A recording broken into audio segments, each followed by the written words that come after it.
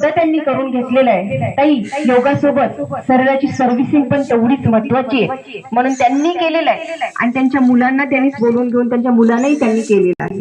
योग आणि आयुर्वेद या दोन्हीचा अनुभव त्यांनी घेतलेला आहे. तर ते ताई आज आपल्याला इथे सांगतील. या ताई. वरिया श्वास घेणे सोडणे, वरिया इथं थांबा वाटलं इथं थांबा, तुमची जसं इच्छा आहे त्याप्रमाणे तुम्ही करू शकता.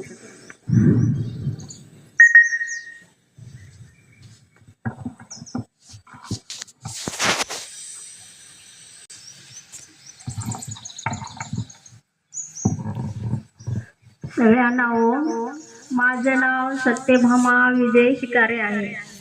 मी निशुल्क योग वर्ग बाराहाळी येथून योग साधक बोलत आहे. मी आज सांगणार आहे की मी योगाला कशी जुळले, कोणामुळे जुळले हे माझा अनुभव सांगणार आहे. माझे मिस्टर विजय शिकारे यांनी म्हणजे रोज फिरायला रोज जात होते तिकडं हिपळणारे रोडला. ते मला रोज म्हणत होते, चल माझ्यासोबत फिरायला, आपण तिकडे जाऊ असं म्हणत होते. पण मी काही त्यांच्यासोबत गेले नाही. मला खूप असं कंटाळा वाटत होता फिरायला जाणे, येऊन घरचं काम करणे, म्हणजे मला असं तेवढं महत्वाचं वाटत नव्हतं त्यावेळेस. मग त्यांनी खूप मला रोजच म्हणायचे, संध्याकाळी लवकर झोप, आपण सकाळी लवकर फिरायला जाऊ उठून, असं रोज सारखं माझ्या मागं लागत होते. पण मी काय ऐकले नाही. मग आपल्या विद्याविकासमध्ये जे योग शिबिर होते तिथे पण ते रोज शिबिरामध्ये हजर राहत होते, जात होते. त्यांना थोडी सेवा पण करायची आवड आहे म्हणून ते काढा ते देत होते तिथं. मग मला दररोज म्हणत होते, शिबिराला तरी चल, आपण जाऊ तिथं, असं म्हणत होते. पण तिथे मी काय ऐकले नाही. याची काय मला इच्छा झाली नाही. मग आपला इथं रोज योग वर्ग चालू होतो. योग भवन मध्ये येताना माहिती होतं. मग म्हणत होते, मी तिथं तुला योगामध्ये नेऊन सोडतो, घेऊन येतो, तिथं तरी चल, जात जा, असं म्हणून सांगत होते. पण मी काय तेवढं मी हट्टाच धरले होते की जायचंच नाही असं ठरवून ठेवलेलं. आणि त्यांनी हाताला पेटली होती की चलच, असं त्यांची इच्छा होती. मग इथं आपला योग वर्ग सुरू झाला 21 जून 2024 ला चालू होता. त्यावेळेस त्यांनी इथं हजर होते, म्हणजे ह्या योग भवनची स्थापना झाली तेव्हा. मग त्यांना माहिती होतं दररोज योग वर्ग फ्रीमध्ये चालतो इथे म्हणून. मग ते मला रोज सांगत होते, चल म्हणून हातालाच पेटले होते. पण मी काय ऐकले नाही. मग आपली ऑनलाईन सेवा चालू झाली होती त्यावेळेस. मग माझा मोबाईल आणून माझा नंबर फिट केला आणि ते सांगू लागले की आपल्या फ्रीमध्ये इथं ऑनलाईन सेवा चालू आहे, तू बघत जा दररोजचा, म्हणून माझ्या उशापाशी मोबाईल ठेवून ते चालू करून फिरायला जात होते. मग मी 1-2 दिवस झोपूनच असं बघले, काय तर आहे बघूया काय सांगतात ताईचे, बघले. मग मला ते आवडलं, ताईचा आवाज पण आवडला आणि थोडं मला असं करा असं वाटलं ना. मग 2 दिवस मी झोपूनच बघले. मग नंतर बसून सक्षम वेळामध्ये बेडवरच बसून थोडं करायला लागले. मग माझ्यामध्ये थोडी आवड निर्माण होत चालली योगाची. मग ताई सांगत होते की बाहेर शुद्ध हवेमध्ये केलं तर आणखी छान फायदा होईल म्हणल्यामुळे मी माझा मोबाईल घेऊन गच्चीवर जाऊन ऑनलाईन बघत मग तिथं करत लागले. मग थोडी माझ्यामध्ये आवड निर्माण होत चालली योगा करण्याची. असं वाटत मला योगाला असं जावं असं वाटत होतं, पण मला सोबत नव्हती यायला कोणी बाया असं नव्हत्या त्यावेळेस. मग आता ह्यांनी काय असं ना घरी करू लागली म्हणून मला चल काय म्हणले नाही, म्हणून मी त्यांना म्हणले नाही मला सोडा म्हणून. मग मला खूप छान वाटलं तेवढ्यामध्ये.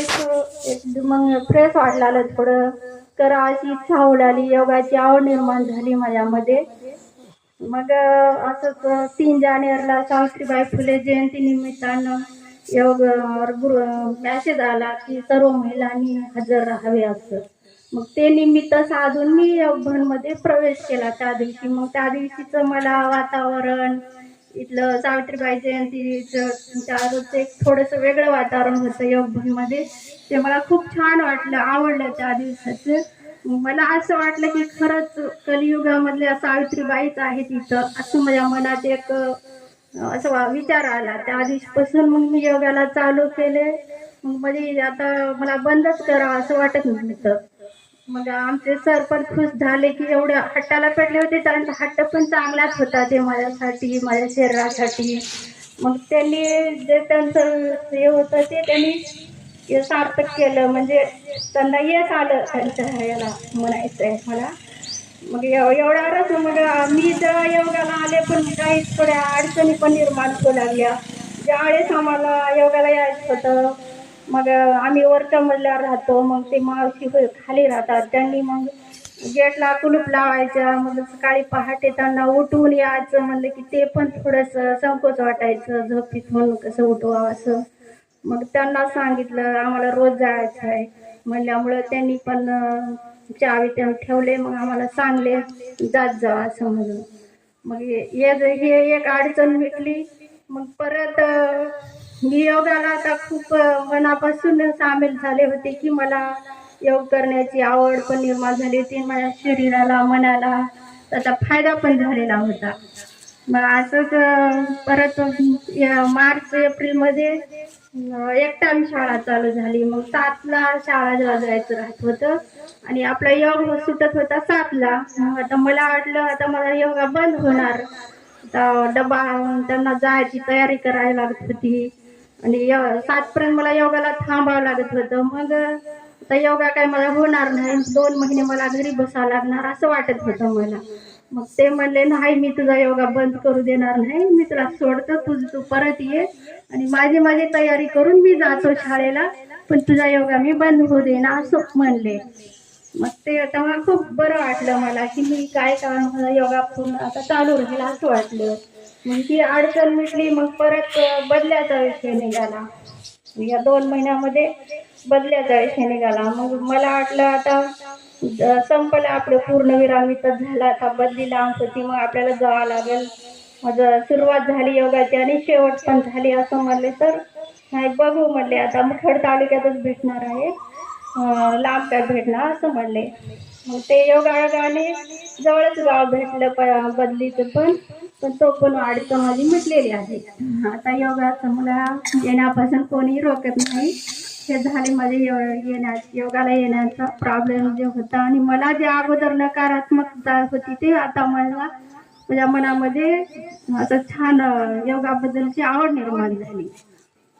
ह्याचं श्रेय मी माझ्या मिस्टरांना देते. त्यांचे खूप खूप आभारी आहे की मला योगाला याला प्रोत्साहन दिल्याबद्दल. हे झालं माझे योगाला येण्याचे कारण. मग आता योगाला आल्यापासून जे काय मला फायदे झाले, जे मग त्यांचे एवढ्यावरच थांबले नाही. ते म्हणत होते जे ताईकडे आयुर्वेदिक जे ट्रीटमेंट आहे ते तू सगळ्या करून घे म्हणून ते सुद्धा योगाला मला हे करण्यासाठी हे केले. मग मी योगाला आल्यावर मला जे माहिती नव्हत्या, शिरोधारा काय असते, कटिबस्ती काय असते, पंचकर्म काय असतं, हे सगळं मी ट्रीटमेंट करून घेतली. या सगळ्या ट्रीटमेंटमुळे मला खूप फायदा झाला आहे. सगळ्यात महत्त्वाचं म्हणजे माझं पंचकर्म झालेलं आहे. पंचकर्मामुळे माझं वजन नियंत्रित आहे. वजन कमी झाले. 3 किलो वजन कमी झाले आणि आहारामध्ये पण बदल झाला. चहा बंद झाली योगामुळे आणि जे काय साखरेचं प्रमाण म्हणजे घरात कमी केलं. जास्त गुळाचा वापर करत आहे आणि पांढऱ्या मिठाचं पण प्रमाण कमी केले. शेंद्या मीठ वापरत आहे. म्हणजे योगाला आल्यापासून जे काय खावं आपल्या आहारामध्ये जे काय चांगलं असतं ते सगळं जे आता मला माहिती पडली. आरोग्याबरोबरच आपल्या सगळ्या कुटुंबाची पण काळजी घेण्याची ती मला माहिती झाली योगामुळे. आणि यांचं श्रेय मी सगळं ताईंना देते आणि माझ्या मिस्टरांना. त्यांचे पण आभार, ताईचे पण खूप आभार. आणि ताई मला इथं बोलवल्याबद्दल परत आभारी आहे. आणि ताईला शुभेच्छा द्यायचं आहे की त्यांचा जे संकल्प आहे बाराळी योग पूर्ण परिसर योगमय आणि पूर्ण निरोगी करण्याचा, ते पूर्ण करण्यासाठी त्यांना खूप खूप माझ्याकडून आपण सर्वांकडून शुभेच्छा.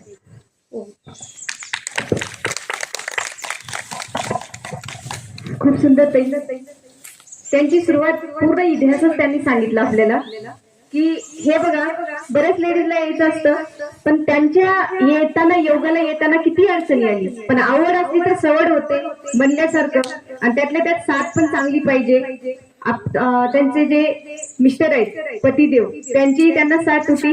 आणि त्यांची एक विशेष म्हणजे साथ असून सुद्धा आपली जर इच्छा असेल तर कोणीच आपल्याला रोखू शकत नाही. हेही त्यांच्या सांगण्यावरून कळालं की त्यांची बदली जेव्हा झाली होती त्या रडल्या होत्या. ते म्हटले होते की ताई, मला बदली झालेला त्याची तेवढी खंत नाहीये, पण मला योग सुटतंय हे मोठी खंत वाटते. तर मला हे सोडून जायचं मला काही वाटत नाही, पण मला योग माझ्यापासून जातोय तर माझा प्राण माझ्यापासून दूर जातोय असं मला वाटतंय. कारण मी इतकी याला मनाने आणि पूर्णतः सूक्ष्म शरीराने याला जुडलेली आहे. तर असं हा प्रेम लळा या योगाशी त्यांचा जुडलेला आहे. आणि सगळ्यात महत्वाचं म्हणजे त्यांनी आणखीन एक सांगितलं की मी उपचार केलेले आहे त्याच्याने त्यांचा फायदाही त्यांचा झालेला आहे. आणि आता इथून त्यांनी शुभेच्छाही दिलेली आहे. तर शुभेच्छाही सर्वांचा आशीर्वाद असल्याशिवाय होणार नाही, तुमच्या सगळ्यांचा आशीर्वाद आहे. आणि नक्कीच आपला हा जो वृक्ष योगाचा खूप मोठा आणि खूप विस्तार आपला होणार आहे. तर अशा प्रकारचे ताईंचे पण परत एकदा धन्यवाद. ताई, खूप सुंदर तुम्ही पद्धतीने आम्हाला सगळ्यांना प्रेरणा दिला योग साधकांना. दोन्ही हात वर उचलूया, घर्षण करूया दोन्ही हातांचं. चला आता करणार आहोत आपण उज्जयी प्राणायाम.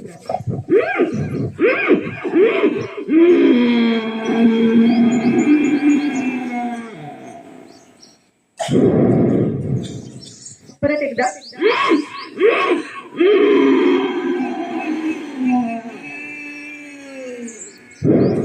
तसं आपली जर पत्नी येत नसेल तर असं जर जिद्द केली तर नक्कीच आपली पत्नी जुळेल. आणि पती जर पती येत नसतील तर पत्नीने जर हट्ट धरला, प्रत्येक गोष्टीला आपण हट्ट धरतो, भांडणं करतो, पण ह्या गोष्टीला करत नाही. पण असं त्यांच्यासारखं जर जिद्द धरलं तर आपली हे जी गाडी आहे 2 चाकावरती असते, तर 2 चाकं जर आपली गाडी निरोगी ठेवायची, संसाराची जर गाडी चांगली ठेवायची असेल, पती येत असेल तर पत्नी यावं, पत्नी येत असेल तर पती यावं, असं असलं पाहिजे. चला भ्रामरी प्राणायाम.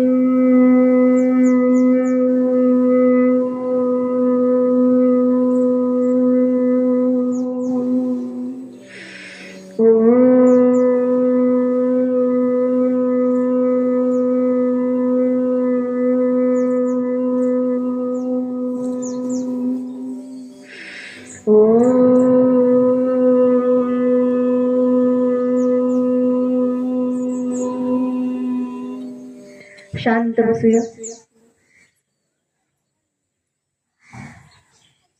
सुंदर सृष्टी ईश्वराने बनवलेली आहे, त्याच्यावरती ध्यान. सूक्ष्मातील सूक्ष्म जीवांचे आवाज, प्रत्येक हालचालीकडे लक्ष. चराचरामध्ये चैतन्य आहे, ते चैतन्य आपल्यामध्ये आहे. सोहम सोहम. हे ईश्वरा, हे परमात्मा, तुम्हाला नमन. तुमच्या कृपेने आज आम्ही जन्मलो म्हणून आम्ही तुम्हाला नमन करतो. तसंच सूर्यदेवता, पृथ्वी माता, वृक्षवेली तुम्हाला नमन. आई वडील असतील या जगात, नसतील, पण त्यांचे आशीर्वाद आपल्या पाठीशी असतात. बंद डोळ्यामध्ये त्यांचे चरण, त्यांना नमन. गुरुदेव तुम्हाला नमन. तसंच इष्टदेवत, कुलदेवत, पुष्प समर्पित, साष्टांग दंडवत. खूप वेळ कमी आहे ईश्वरा, आमच्याकडे खूप वेळ कमी आहे. होता होईल तेवढं आमची जी बॅग आहे, आमची जी बँक आहे, त्याच्यामध्ये आमच्या या आत्म्याला, आणि आम्ही जेव्हा हे जग सोडून जाऊ तेव्हा हसत आणि अभिमानाने जाऊ, असं कर्म आमच्या हातून होऊ दे, अशी सद्बुद्धी वागूया. दोन्ही हात वर उचलूया, घर्षण करूया दोन्ही हातांनी. बंद डोळ्यावरती ठेवून डोळे उघडायचे आहेत. घोषणा, घोषणा म्हणते, गर्जना.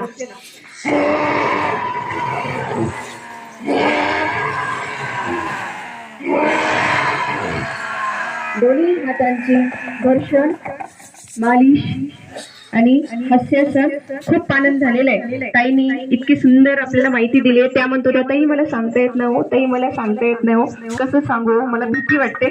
पण एवढं सुंदर सांगितलं ए ए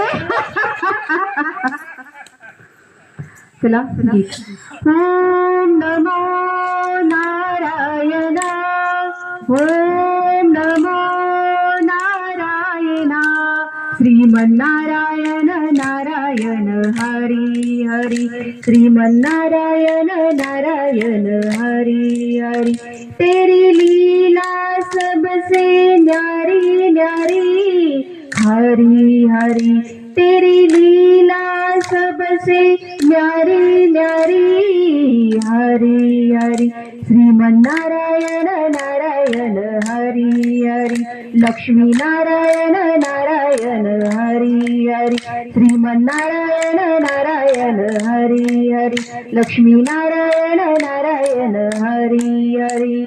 सर्वे भवन्तु सुखिनः, सर्वे सन्तु निरामय, सर्वे भद्राणि पश्यन्तु मा कश्चित् दुःखभाग्भते. ओम शांती शांती शांती. दर्शन या आता कृष्ण लावूया.